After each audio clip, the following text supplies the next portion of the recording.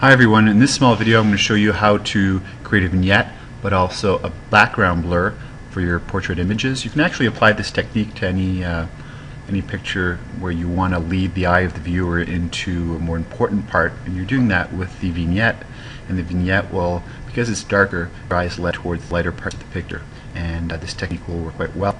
So the first thing we're going to do is create a new layer here by pressing Ctrl J. By the way, this picture was taken under the Creative Commons online. So now that we have this new layer, we're going to use a tool called the lasso tool. In the lasso tool here, you have to select the feathering, and the feathering can be selected between 1 pixel and 250 pixel. If your picture is straight from the web, you'd probably use 250. Now mine, straight from your camera, you'd use 250. Mine is from the web. It's a bit of a smaller picture. My picture is actually 757 pixels width, so I'm going to actually bring that to 75. So what I'm going to do right now is just go around quickly, create this oval around the subject. And you can close it, and now you have this selection right here. Now what you're going to do is you can right click on that, and you're going to go to Layer via Copy. And if you want to see what you selected, you can click on the eyes right here of these layers, and this is my selection right now. So the next step is actually creating the vignette. What you have to do here is click on the middle layer, and here you're going to go from normal to multiply. And notice what happens here. Let's just if you want to see the before and after, you can click on the eye here, before and after. So you've kind of darkened the corners right here. Now if that effect you find it too strong, you can always bring down the opacity here, and that will bring down the effect. But if you want it stronger, then you can press Ctrl J again on that middle layer, and it'll become even stronger. Okay? So I'm quite happy with what I had here. Now that takes care of the vignette part.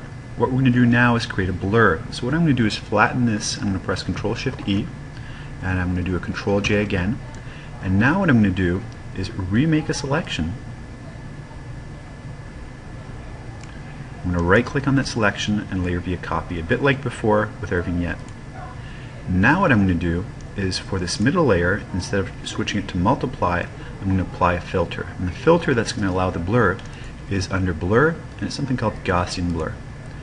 So from here I can select the level I want. I don't want it to be too strong. If you go too strong in the blur, things get a bit ridiculous and don't look real at all. So I'm just going to bring this down a little bit, probably something like 2.5, even lower than that, 1.4, and that created, if you want to see the before and after, you can click on the eye again, so sharp and a bit of a blur.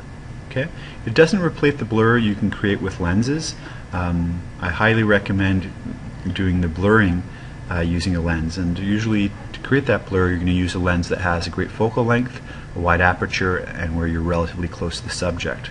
But in this case we weren't able to create blur because the background's so close, and probably the lens that I just described wasn't used. So there you have it, your vignette that darkened the area around, and also the blur that allows you to blur the area around. Okay, so hopefully you can use these techniques in your assignments, and I look forward to seeing the results. Thanks a lot. Bye.